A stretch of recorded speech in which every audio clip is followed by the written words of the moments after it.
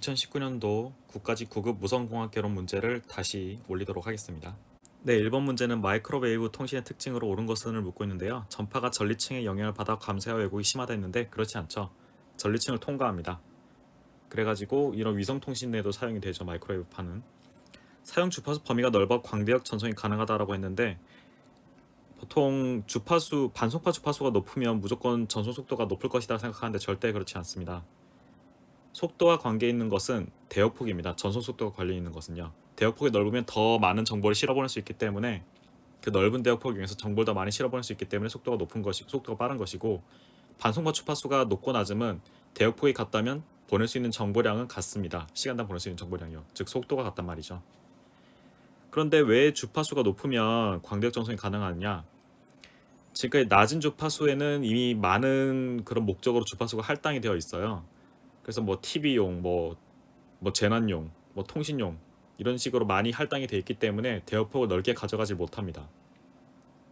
대역폭을 넓게 가져가지 못하는데 그에 비해서 고주파로 가면 아직 이거는 미개척지란 말이죠. 그래서 넓은 대역폭을 할당을 할 수가 있기 때문에 전송 속도가 올라간다, 그렇게 볼 수 있습니다. 그래서 답은 2번이 되겠고요. 지금 1에서 10GHz 주파수 영역에서는 전자기 잡음 레벨이 상대적으로 매우 높다 했는데 그렇지 않죠. 이건 전파의 창이라고 하는 그런 영역입니다.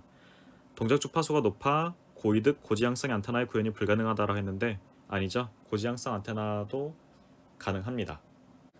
자, 이번 문제 같은 경우에 안테나 이득이 20dB라고 합니다. 그럼 20dB라고 하는 것은 10 로그 10의 인풋 대 아웃풋 파워의 비율이죠.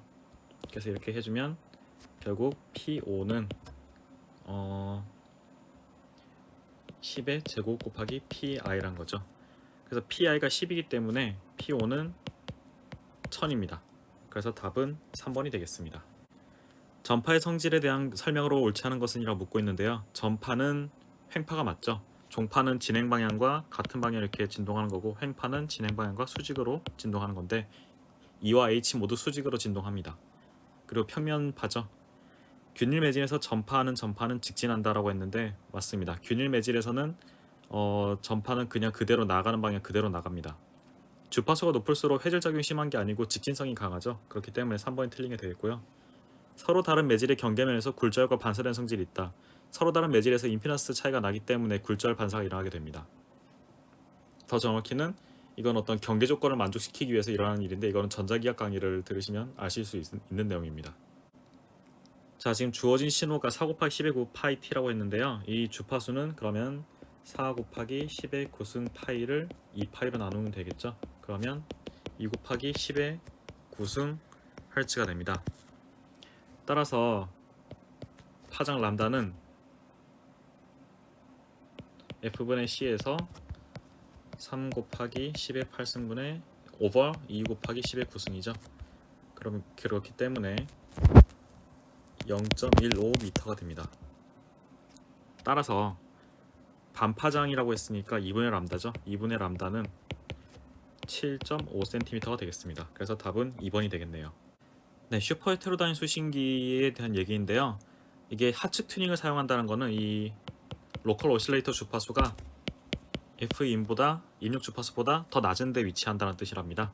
이렇게 주파수 축으로 보았을 때요. 그래서 F인이 지금 950이고 요 차이가 455니까 요 값은 950에서 455를 뺀 2번이 되겠죠. 이 슈퍼 헤테로다인 수신기를 왜 쓰는지 궁금해하신 분들이 계신데, 이 주파수가 지금 요 차이가 지금 455로 고정이 된다 했잖아요. 그러니까 요 뒷단이 455kHz에 대해서 딱 고정돼서 작동하도록만 만들어주고, 요 국부 발신기를 바꿔가지고 입력 신호의 주파수에 대응을 계속 시키는 거예요. 455 차이가 나도록. 우리가 생각해보면은 우리가 라디오 들을 때 SBS 라디오 듣다가 MBC 라디오 들을 때 다른 라디오를 꺼내와가지고 설치해가지고 듣진 않죠. 그냥 튜너를 돌리잖아요. 그 튜너를 돌리는 게 바로 이 국부 발진기의 주파수를 바꾸는 겁니다. 그래서 이 입력 주파수의 차이, 입력 주파수 변화에 따라서 국부 발진기 주파수를 바꿔가지고 중간 주파수가 항상 일정하도록 만들어주는 것. 이렇게 하는 게 바로 슈퍼 헤테로다인 수신기인데요. 이렇게 해서 장점은 이 모든 주파수, 사용하는 주파수들에 대해서 이 뒷단을 다 따로따로 만들 필요가 없다는 겁니다. 뒷단은 특정 주파수 하나에 대해서만 작동하도록 만들어 놓고 앞단을 그 뒷단 주파수로 변환시켜 주는 것이 바로 이 중간 주파수라고 하는 것이죠. 중간 주파수에 대해서 작동하도록 뒷단을 설계하면 되기 때문에 이게 유리한 점이 있는 것입니다. 정지궤도 이성과 극궤도 이성에 대한 설명을 옳은 것은이라고 하고 있는데요. 극궤도 이성의 공전 주기는 지구의 자전 주기와 같다. 이거는 정지궤도이겠죠. 정지궤도 이성이어야 이 자전 주기가 똑같아 가지고 공전 주기와 자전 주기가 똑같아 가지고 똑같은 위치에 늘 있는 것처럼 보이겠죠. 극궤도 이성은 적도 상공의 궤도를 유지하면서 지구 주위를 회전한다. 이것도 정지궤도 이성 얘기겠죠.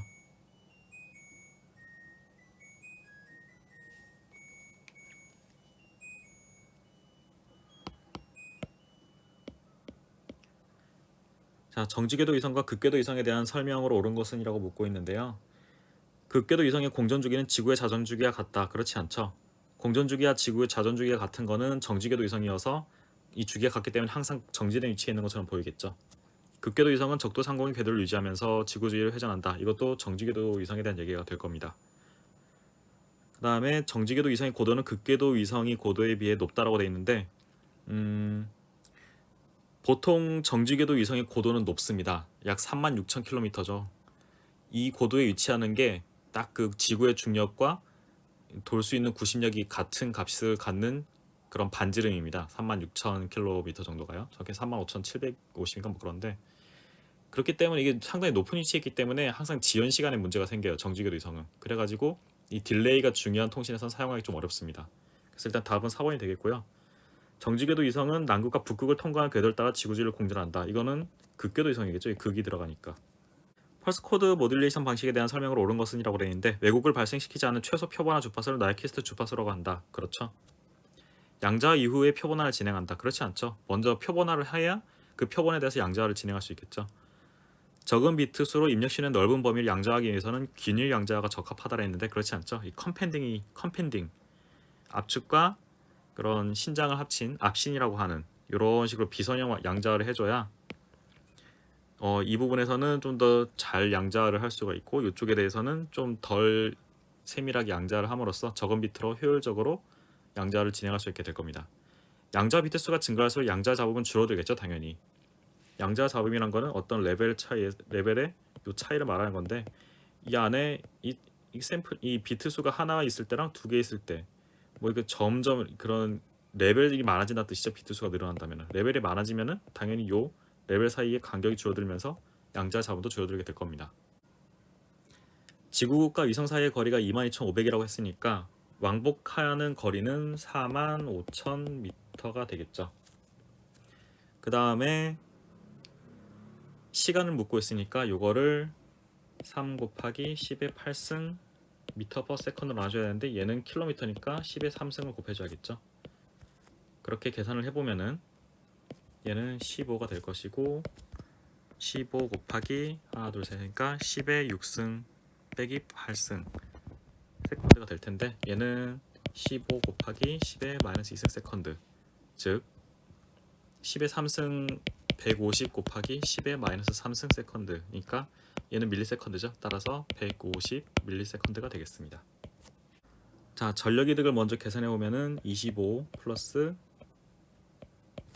12 마이너스 70 플러스 20 하면은 얘는 마이너스 50 플러스 25 플러스 12 하면은 마이너스 25 플러스 12에서 마이너스 13이죠. 마이너스 13dB라고 하는 것은 10 로그 어떤 이득 A라고 하면은 이렇게 표현이 될 텐데 마이너스 10 마이너스 10 로그 2가 되겠죠. 얘가 10 로그 A입니다. 얘는 변환해보면 마이너스 10 로그 10이죠. 그 다음에 플러스 로그 2가 10 로그 A입니다. 따라서 A라고 하는 것은 마이너스 20이겠죠. 그러니까 마이너스 20이 아니고 얘 같은 경우 계산하면 마이너스 10 로그 20이 바로 10 로그 A니까 이렇게 날려주면은 A는 20분의 1이 되어서 얘는 0.05입니다. 그래서 답은 1번, 2번 중에 하나가 될 것이고요. 다음으로 출력 전력을 dBm 단위로 고쳐보면은 출력 전력, 입력 전력이 지금 1W라는데 얘를 dBm 단위로 나타냈으면은 30 dBm이죠. 왜냐면은 1mW 단위로 1mW 대비 값이 바로 dBm이니까 1mW 대비 1W는 10의 3승배니까 로그를 씌우면 3이 나올 것이고 여기 10을 곱해주면 30이 되겠죠. 그래서 30에서 13을 빼주면 17 dBm이 될 겁니다. 그래서 답은 2번이 되겠고요. 가끔 그 dBm과 dB를 더하면 뭐 dBm이 되고 dB와 dB를 더하면 dB가 되는 거를 어려워하시는 분들이 계신데 이런 거예요. 만약에 A라는 사람 키가 B라는 사람 키의 1.5배고 B라는 사람은 C라는 사람의 키의 1.5배다. 그러면 A라는 사람은 C라는 사람의 키의 1.5의 제곱인 2.25배가 되겠죠. 여기서 2.25는 절대적인 수치가 아니고 배죠, 배. 즉 dB를 말합니다. 그래서 이 배수인 dB와 dB를 더하면 배수인 dB가 나오게 되고요. 몇 배인지를 말하는 절대적인 크기가 아니고 dBm은 1mW 대비 크기이므로 절대적인 크기죠. 그래서 절대적인 크기에다가 뭐 몇 배를 한다. 예를 들어서 사과 하나에 3배를 한다. 그러면 사과 3개가 되잖아요. 절대적인 수 3개가 되는 겁니다. 그렇기 때문에 dBm에다가 dB를 더해주면 dBm 단위가 나옵니다. 배수인 dB 단위가 나오는 게 아니고. 그래서 이 차이를 좀 알아두시면 좋겠습니다. 진폭 변조된 신호의 포락선 건파가 왜곡 없이 가능한 경우는 이라고 묻고 있는데 즉 1 플러스 A MT가 항상 0보다 크거나 같아야 합니다. 왜냐면은 0보다 크거나 작은 경우가 있으면은 이런 식으로 있을 때 여기 이렇게 막 전파가 있을 텐데 만약에 0보다 작은 값으로 내려간다가 이런 식으로 생기겠죠. 그럼 이렇게 되니까 포락선 건파를 하면은 얘가 이렇게 나와요. 그래서 메시지를 복조하면 이렇게 나와야 될 게 얘는 제대로 나오는데 얘는 복조하면 이렇게 나옵니다. 이건 원래 메시지랑 다르죠. 원래 메시지 이거니까. 그렇기 때문에 항상 이 값은 0보다 크거나 같아야 제대로 복조가 된다고 할 수가 있겠고요. 그래서 얘를 곱해보면은 A와 요 M의 개수를 곱해보면은 1.2니까 얘는 안 될 거예요. 얘는 1.6이니까 안 될 거고 얘는 1.2니까 안 되고 얘는 0.4니까 가능하겠죠. 이게 마이너스 1일 때를 생각해보면 되겠죠. 코사인이. SSB, VSB, AM 모두 다 AM이죠. 앰플리튜드 모듈레이션인데 앰플리튜드 모듈레이션 같은 경우에는 어떤 메시지 신호가 있을 때 이 메시지가 메시지 1 플러스 메시지 2 이렇게 되면은 여기다 반송파가 곱해지는 방식이기 때문에 다 선형성이 있습니다. 얘가 커지면 얘도 따라 같은 비율로 커지고 뭐 다른 게 더 추가가 되면 그만큼 또 분해가 이렇게 분배 법칙이 성립해 가지고 다 더해지고 그래서 최종 출력은 각자의 변조를 다 더한 것과 같고 이런 선형성이 있는데 페이즈 모듈레이션 같은 경우는 그렇지 않죠. 코사인 안에 어떤 오메가 CT 플러스 메시지가 있기 때문에 코사인 자체가 비선형 함수이기 때문에 얘가 뭐 이렇게 분배된다거나 이런 건 불가능하죠. 그래서 메시지가 뭐 여러 개의 합으로 된다 해도 코사인들 각각에 적용돼서 다 더해지거나 이런 관계는 없습니다. 그래서 비선형적인 거죠. 주파수 변조에 대한 설명으로 옳은 것은 이라 묻고 있는데 변조된 신호의 전력은 변조되기 전 반송파의 전력보다 크다 라고 했는데 같습니다. 왜냐면 이거는 FM을 주파수 도메인으로 분석을 해보면은 베셀 함수를 나타내는데 이 베셀 함수의 값들을 다 더하면 제곱을 해서 다 더하면 1이 나와요. 그래가지고 변조된 신호의 전력은 변조되기 전 반송파의 전력과 정확히 같습니다. 정확히 같지는 않겠죠. 실질적으로 어쨌든 간에 같습니다. 적어도 크진 않아요. 변조된 신호의 진폭이 시간에 따라 변화한다. 이건 AM 설명이죠. 변조지수가 작을수록 SMB를 계산할 수 있다. 그렇지 않죠. 변조지수가 크면 클수록 더 많은 대역폭의 정보를 실어 보내기 때문에 정보를 더 많이 보낼 수 있다는 의미가 되고 따라서 SMB가 개선이 됩니다. 변조지수가 클수록 개선이 되죠. 프리엠퍼시스와 디엠퍼시스 기술을 이용하여 성능을 개선할 수 있다. 프리엠퍼시스 같은 경우에는 고주파 대역을 강조를 해주는데 FM은 복조 시에 이 고주파 부분이 좀 죽어요. 그러니까 삼각 노이즈가 더 많이 끼는 거죠. 그래서 SMB가 떨어지는데 이를 막아주기 위해서 고주파 대역을 좀 더 강조해 주는데 그게 바로 미분기와 비슷한 역할입니다. 디엠퍼시스는 그거의 역함수죠. 원래 신호는 이렇게 미분하기 전 신호를 받아야 되니까 역함수 관계를 이용해 가지고 프리엠퍼시스를 해주고 그 다음에 받는 쪽에서는 디엠퍼시스를 해주고 이런 식으로 해서 성능을 개선할 수가 있습니다. 이상적인 두 개의 등방성 안테나 사이의 거리를 D라고 하고 전파의 파장을 람다 제로로 할 때 자유공간 경로 손실은 람다분의 4파이 D의 제곱이죠. 이거는 외워두시는 게 좋겠습니다. 마이크로웨이브 전송 시스템에서 송신 출력이 30dBm, 송수신 안테나 이득이 각각 20dBm, 총 40dBm의 총 40dB의 이득이 생기는 거죠. 그러니까 총 40dB.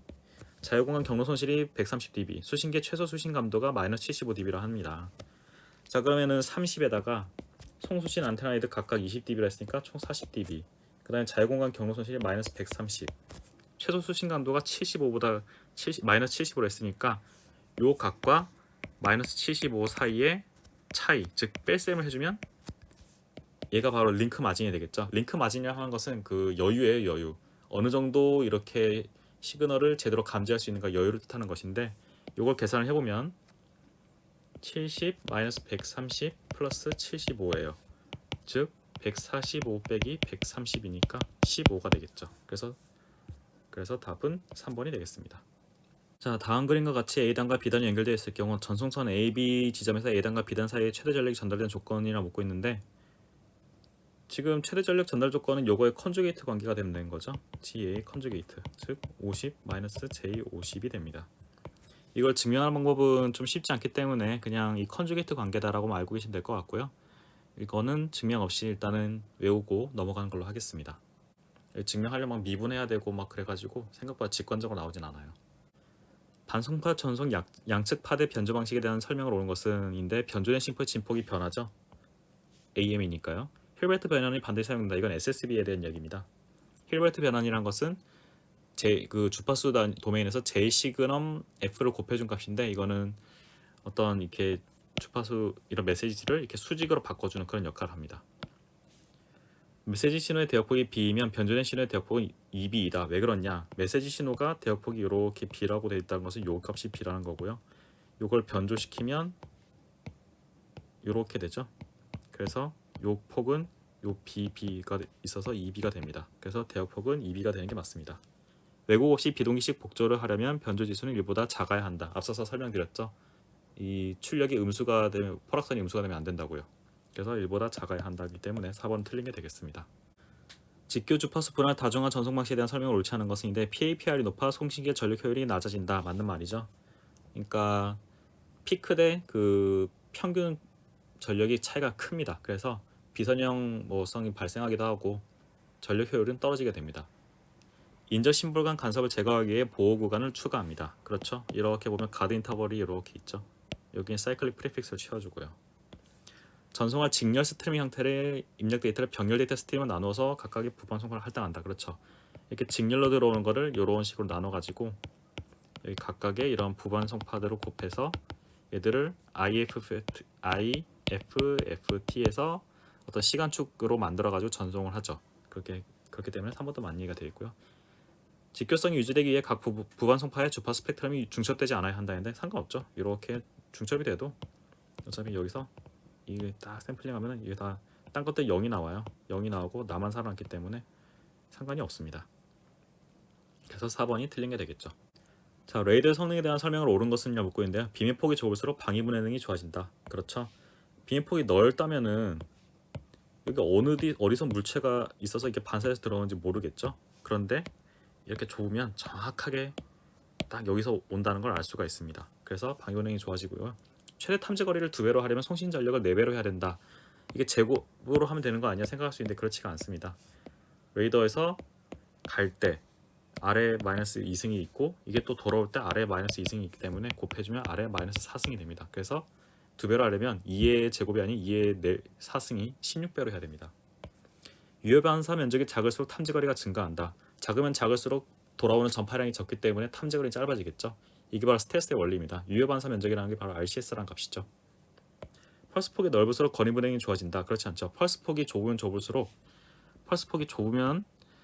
갔다가 돌아와서 이게 곱해지는 이 자기 상관값이 언제 딱 크게 나타나는지 알 수가 있기 때문에 정확한 그 시간을 알 수가 있어요. 근데 펄스폭이 넓다 그러면 갔다가 돌아와도 뭐 대충 뭐 펄스폭이 이렇게 많이 겹친다.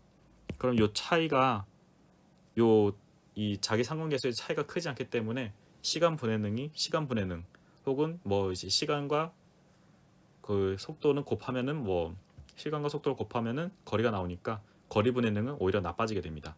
거리 분해능이라는 건 이제 최소한 거리 간을 구분할 수 있는 정도인데, 이게 뭐 오차가 생길 수도 있고 하니까 이게 탁 이렇게 좁아줘야 정확하게 펄스 폭이 좁아야, 즉 시간 쏘는 시간이 짧아야 이 딜레이가 얼마나 생겼는지 정확하게 측정을 할 수가 있겠죠. 돌아온 딜레이가 얼마나 생겼는지. 그래서 펄스 폭이 넓을수록 거리 보내는 나빠집니다. 무선 통신 시스템의 다이버시티 기법에 대한 설명을 옳지 않은 것은이라 했는데요. CDMA 시스템의 경우 레이크 수신기를 활용한 다이버시티 이득을 얻을 수 있다라고 했는데, 레이크 수신기를 이용하면 이런 다이버시티 이득을 얻을 수 있는 게 맞습니다. 다수의 수신 안테나들을 파장의 2분의 1 크기 미만으로 가깝게 위치시키면 공간 다이버시티를 얻기 용이하다는데, 안테나들을 넓은 곳에 위치해가지고 이렇게 쏘면은 이 다이버시티 요 합쳐가지고 다이버시티 이득을 얻기 좋은데, 만약에 이게 빽빽하게 같은 곳에 이렇게 있다면 이게 뭐 이득이 있겠어요? 다 같은 공간에 있는 건데. 그렇기 때문에 공간 다이버시티를 얻긴 나쁘죠. 동일 신호를 서로 다른 시스템에서 송신하고 이를 결합하여 시간 다이버시티를 얻을 수 있다. 그렇죠. 시간이 다양하게 쓴다는 뜻이니까.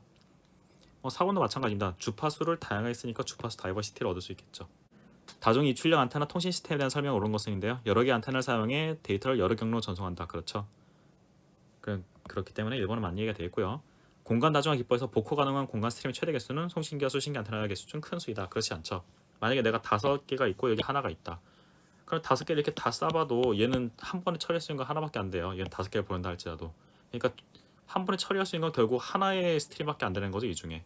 그렇기 때문에 이런 최소값의 스트림만, 두 안테나 개수 중 최소값의 안테나 개수의 스트림만 처리가 가능합니다. 다이버시티 기법에서 페이딩 영향을 감소시키죠. 왜냐면 이제 페이딩이 이게 일단 여러 가지 안테나를 쓴다는 것 자체가 다이버시티가 있던 얘기인데, 다이버시티는 페이딩 영향을 감소시키는 거니까요. 빔 형성 기법에서 수신 신호의 전력이 최소가 되도록 전송한다. 그렇지 않죠. 빔을 잘 조정해가지고 수신 신호의 전력이 최대가 되도록 해야 여러 가지 좋은 점이 있을 겁니다. 에러 성능도 좋아질 것이고 또 그만큼 더 먼 거리에서 통신이 가능하게 될 것이겠죠. 최소가 되도록 하면 그냥 통신 안 하면 됩니다. 극단적으로 말해서. 그렇기 때문에 4번은 틀린 얘기가 되겠습니다.